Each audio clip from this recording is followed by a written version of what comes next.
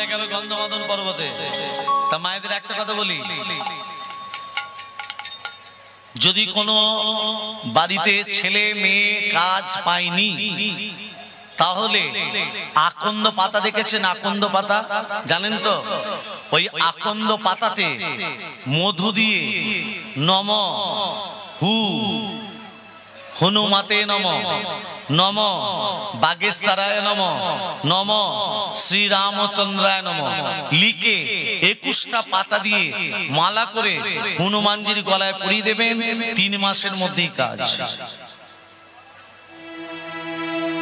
যে মা জিজ্ঞেস করছিল নারকেলের ব্যাপার, লাল কাপড় দিয়ে নারকেলটাকে বাঁধতে হবে, লাল কাপড় দিয়ে লাল বসন করতে হবে, লাল আসন বসতে হবে। তাহলে লাল কাপড়, লাল আসন, নারকেলটাকে লাল কাপড় দিয়ে বাঁধতে হবে, তার উপরে 7টা লবঙ্গ দিতে হবে, 7টা লবঙ্গ দিয়ে ওই 3টে মন্ত্র বলতে হবে শনিবার মঙ্গলবার। রাধে রাধে। কি উন্নতি পাবেন করার পর তারপর আমাকে ফোন করে বলবেন ভাই বাবা আমি পেয়েছি। এটা খুলে বলা যাবে না, যেটা বলার বলে দিলাম, এবার করে করে করে দেখবে। প্রেম সে বলো রাধে রাধে। ভক্তমন্ডলী, ভক্তিমতী মা, এই যে হনুমান চলে গেল কোথায়? গন্ধমাদন পর্বতে। আর এখানে রাবণ চক্রান্ত করছে হনুমানকে বাধা দিয়ে যায় কিভাবে। মামা রাবণের মামাকে কালনেমি যে দাপড়া কংস হয়েছে, ও মামা এদিকে শোনো।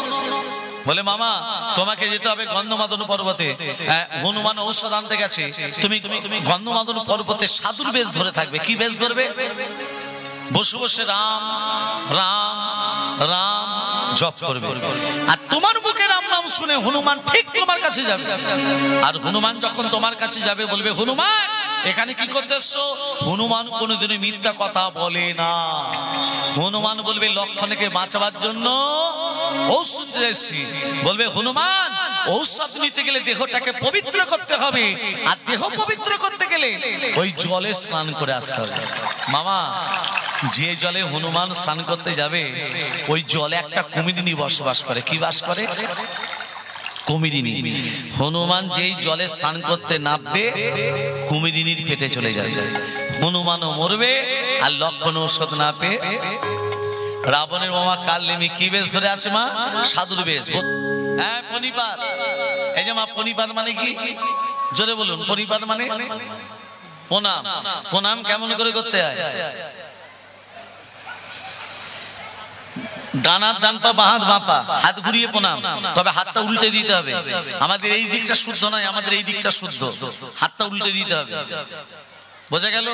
মায়েরা স্বামীজিকে প্রণাম করেন তো? পা ঠেকলে করে। যদি না করেন আজকে রাত স্বামীদের চরণ সেবা করেন তো গো? ব্যথার ট্যাবলেট খেতে বলবে। নারায়ণের চরণ তলে কে পড়ে আছে? লক্ষ্মী। চরণ তলে বসে কি করছে? চরণ সেবা করছে। করছে না? করছে না? করছে তো। সেই জন্য আপনাদের বললেন চরণ সেবা করতে। কেন? পুরুষ জাতির হাঁটুর নিচে থেকে পায়ের আঙুল পর্যন্ত অমঙ্গল থাকে, নারী জাতির হাতে থাকে 2টো মঙ্গল। এই মঙ্গল যখন অমঙ্গলে পড়ে যায় স্বামীর শরীর থেকে অমঙ্গল দূরে গিয়ে স্বামীর শরীরে পরমায়ু বৃদ্ধি পায়। অতএব স্বামীর পরমায়ু বাড়াতে গেলে প্রতিদিন একবার করে হাত দেবে। আজ থেকেই শুরু করে দেবেন। মায়েরা বলবে তুই এখান থেকে বিদেয় হ, তারপর যা করার আমরা করব। প্রেম সে বলো রাধে রাধে। হ্যাঁ ও সাধু, হ্যাঁ পনিপাত, কি নাম তোমার? বাবার নাম পবন। কি নাম তোমার? তোমার বাবার নাম? মায়ের নাম? তোমার নাম? তোমার নাম? হনুমান। এই হনুমান বলছে এখানে কি করতে এসছো? লক্ষণকে বাঁচাবার জন্য। লক্ষণকে বাঁচাবার জন্য। তো এখানে লক্ষণকে বাঁচাবার জন্য ঔষধ নিতে গেলে হনুমান বাবা তোমাকে একটা কাজ করতে হবে বাবা, ওই হ্রদে তোমাকে স্নান করে দেহটাকে পবিত্র করে আসতে হবে। হ্রদে কি আছে মা? হনুমান যেই জলে স্নান করতে নেমেছে কুমিরিনী কি করেছে? হনুমানের চরণ দুটোকে জড়িয়ে ধরেছে। হনুমান তো খুব শক্তিশালী, কুমিরিনীকে টানতে টানতে ডাঙায় তুলেছে। আর যখনই ডাঙায় তুলেছে মা আর কুমিরিনী নেই, এক রূপবতী নারী হয়ে গেল। কুমিরিনী থেকে রূপবতী নারী। হনুমান বলছে এই তুই তুই ছিলি কুমিরিনী, হয়ে গেল রূপবতী নারী। তখন সেই রূপবতী নারী বলছে হনুমান আমি কুমিরিনী নই, আমি কুমিরিনী নই, হলো গন্ধকালী। কি না? তাহলে রামচন্দ্র যদি লক্ষণকে বাঁচিয়ে দিত তাহলে এই গন্ধকালী উদ্ধার হতো কি করে? ভেবে বলবেন। আমার নাম হলো গন্ধকালী। আমি স্বর্গ রাজ্যে বসবাস করতাম। দুর্বাসা মুনির অভিশাপে কুমিরিনী হয়েছি। দুর্বাসা মুনি আমাকে অভিশাপ দিয়েছিল, যা গন্ধকালী, গন্ধমাদন পর্বতের পাশে হ্রদ আছে, সেই হ্রদে তুই কুমিরিনী হয়ে যা। আমি দুর্বাসা মুনিকে বলেছিলাম, হে দুর্বাসা মুনি, আমি যে কুমিরিনী হব, আমি উদ্ধার হব কবে? বলে তোর সেদিন উদ্ধার হবি যেদিন পবনের পুত্র হনুমান, রাম ভক্ত হনুমান তোর জলে স্নান করতে যাবে। হনুমানের চরণ স্পর্শতেই উদ্ধার হয়ে যাবে। তাই হনুমান, তুমি যখন এসো তোমার চরণটাকে জড়িয়ে ধরেছি যাতে আমি নিজে উদ্ধার হয়ে যাই। আসলে তোমাকে যে স্নান করতে পাঠিয়েছি সে সাধু নয়, সে হচ্ছে রাবণের মামা কালনেমি। ওরা জানতো না যে তোমার চরণ স্পর্শ আমি নিজে উদ্ধার হয়ে যাব। ওরা জানতো তুমি যখনই আসবে আমি তোমাকে খেয়ে ফেলবো, কিন্তু ওরা এটা জানতো না যে তোমার চরণ স্পর্শ আমি নিজে উদ্ধার হয়ে যাব। যাও ওই কালিমী নামক সাধুকে তুমি পরাস্ত করো। হনুমানের জানতে বাকি রইল না। হনুমান কি করলো? কালিমীকে পরাস্ত করে কালিমী দেহটাকে দুহাতে করে তুলে জয় শ্রীরাম, জয় শ্রীরাম এমন ছুরি দিয়েছে একেবারে রাবণের দরবারে এসে পড়েছে। রাবণ তখন মাথায় হাত দিয়ে বলছে, হাই হাই গো, মামাকে পাঠালাম হনুমানকে মারতা, নিজে মরে চলে এলো। এক কাজ করলে হয় না? সূর্য উদিত হলেই তো লক্ষণ মরবে। হ্যাঁ, সূর্যদেব ওং রক্তম ভোজাসনম শেষগৈনকং সিন্ধং ভান সমস্তমধীপ ভজামি পদ্মদ্বয় পরম দাথদকলবজৈ মানিক মুনি মনোরাঙ্গ চিন্তুনি নিত্যম ওং কর্ম সাক্ষিণে ওং নমঃ সূর্য ভণ্ডকারায় নমঃ। এই সূর্য সৎসংস তেজ রাশি জগদপতে অনুকম্পয়মান ভক্ত্যং জ্ঞানর্ঘং দিবাকরম ওং কর্ম সাক্ষিণে ওং নমঃ সূর্য ভণ্ডকারায় নমঃ। জবা পুষ্প সংকাশং কাশ্যপেং মহাদতে গন্তারিং সর্ব পাপগণং প্রণতস্মি দিবাকর।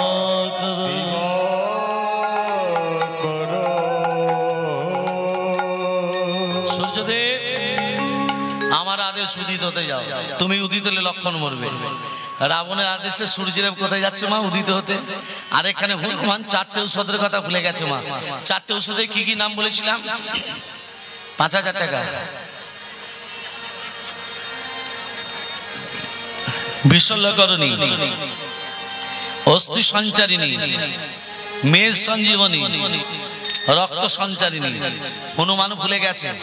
গন্ধমাদন পর্বতটাকে বাঁ হাতে করে ধারণ করে গগন পথে উড়তে উড়তে আসছে। আর এখানে সূর্যদেব একবারে সামনাসামনি। পর্বত হাতে করে নি কোথায় যাচ্ছ? আমার সামনে এসে পদ রুদ্ধ করে দাঁড়ালে তুমি কে? আমার নাম ভানু।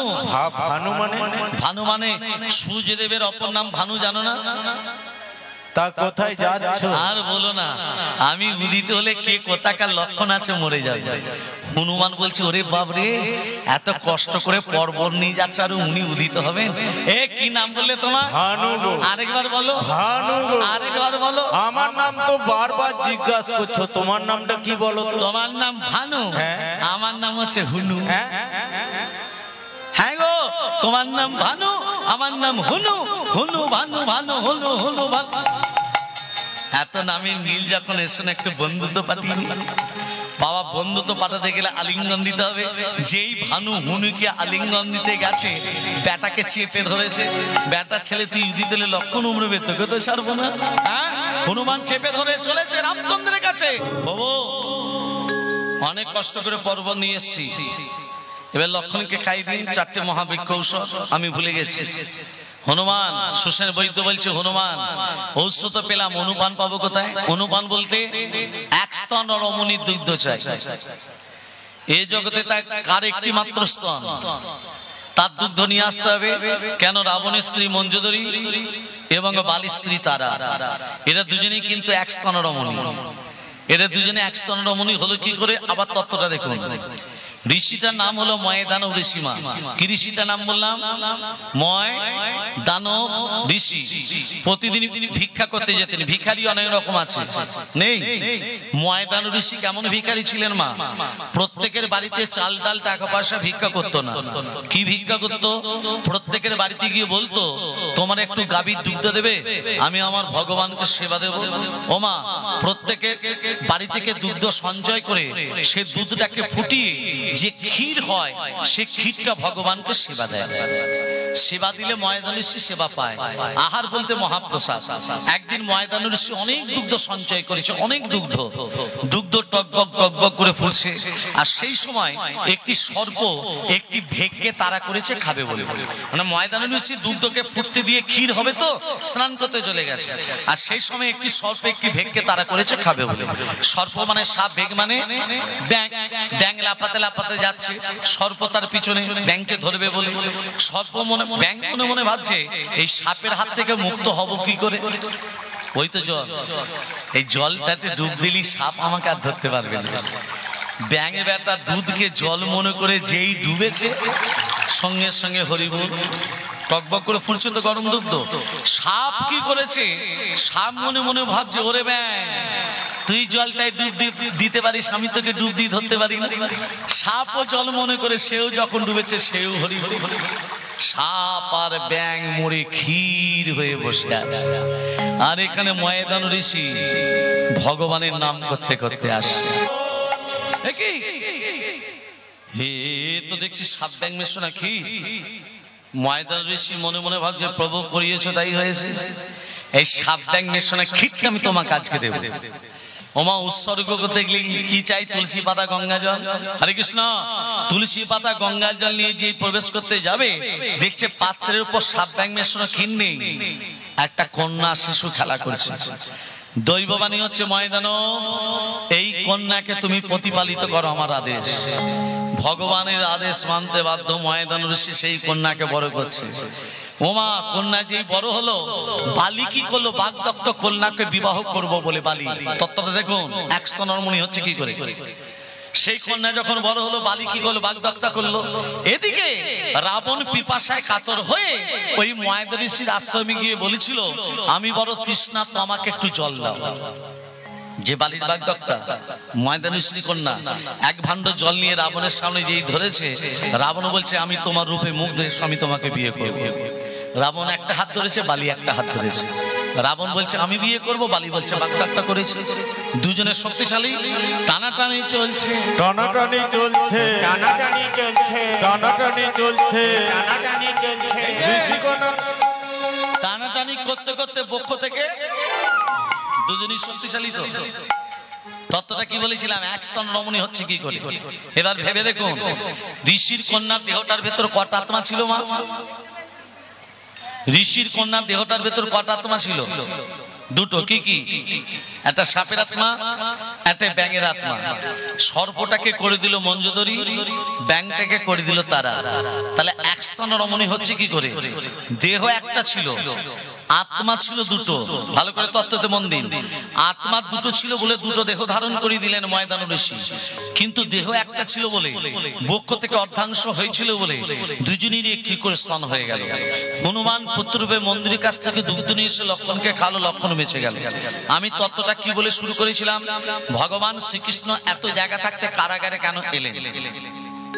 এই জন্য গীতায় ভগবান লিখে গেছে, জং জন ব্যাপী সরং ভাবত তদৌ তন্তে কালে বরম তঙ্কাইমিত সদা তদ ভাব ভাব ভাবিত। কালনেমি যখন মৃত্যু বরণ করে, মুখে কি নাম বলছিল মা? জোরে বলুন, রাম রাম রাম রাম। রামচন্দ্র বলল, কালনেমি, তুই আমার শত্রু হয়েও আমার নাম করে করে মৃত্যুবরণ করলি। আমি রামচন্দ্র, আমি কথা দিলাম, এটা ত্রেতা যুগ, আমি সুরুচি নদীর জলে ইচ্ছে মৃত্যুবরণ করব। আগত দাপুর যুগে তুই যেখানেই থাকবি, আমি সেখানেই আবির্ভূত হব। সেই কালনেমি দাপুরে কংস হয়ে এলো, আর সেই রামচন্দ্র কথা দিয়েছিলেন বলে ভগবান শ্রীকৃষ্ণ ওই কারাগারের ভেতরেই উপনীত হলো। তাহলে মরবার সময় কার নাম বলে বলে মৃত্যুবরণ করতে হয়? ভগবানের নাম বলে। এখানে শিক্ষা দিল, কালিময় রাম রাম বলে মৃত্যুবরণ করলো। ওই জন্য বললে জনজনে ব্যাপী সঙ্গ ভাব, তোমার যে কোনোই জন্ম হোক না কেন, মৃত্যুবরণ করার সময় ভগবানের নাম বলে যদি মৃত্যুবরণ করতে পারো, তোমাকে আর মনুষ্য জন্ম পেতে হবে না। আমরা কি করি? মরবার সময় ভগবানের নাম করি। দেখুন,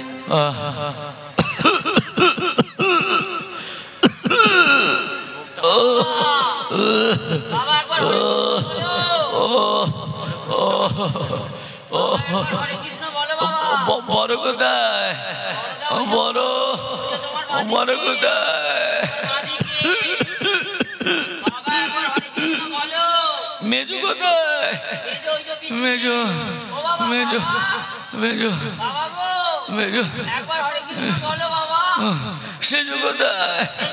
সেজু সেজু সেজু ন কোথায়? ফিরে যাচ্ছে না না ছোট কোথায়? ছোট হরে কৃষ্ণ বলো বাবা। দোকানটা দেখছে কে? বুড়োটা মরে যাবে, ছেলেরা বলছে বাবা শেষবারের মতো একবার হরে কৃষ্ণ বলে না। বুড়োটা বলছে দোকানটা দেখছে কে? এই তো আমাদের সংসার। এলি খালি হাতে যাবি খালি হাতে, এলি খালি হাতে, খালি হাতে, ন্যাংটা হয়ে তুই যাবি সেই পারে মোনা, হরি বলে ডাকলি না তারে রে মোনা, হরি বলে ডাকলি না তারে। এলি খালি হাতে যাবি খালি হাতে, এলি খালি হাতে, যাবি খালি হাতে, ল্যাংটা হয়ে রে তুই যাবি সেই ঘরে মোনা, হরি বলে ডাকলে না তারে মোনা, হরি বলে ডাকলে না তারে।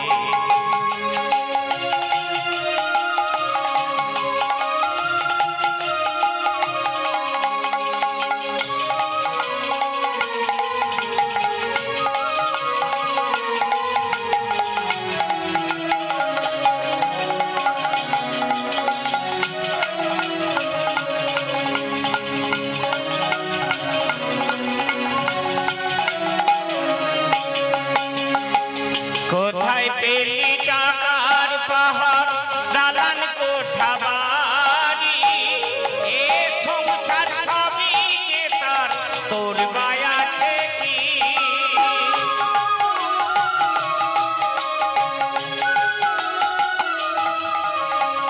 কোথায় পেলি টাকার পাহাড়, দালান কোঠা বাড়ি, এ সংসার সবই যে তার, তোর গায়ে আছে কি? সময় হলে যাবি চলে, সময় হলে যাবি চলে, পুরে হবি ছাই রে মোনা, হরি বলে ডাকলে না তারে মোনা, হরি বলে ডাকলে না তারে।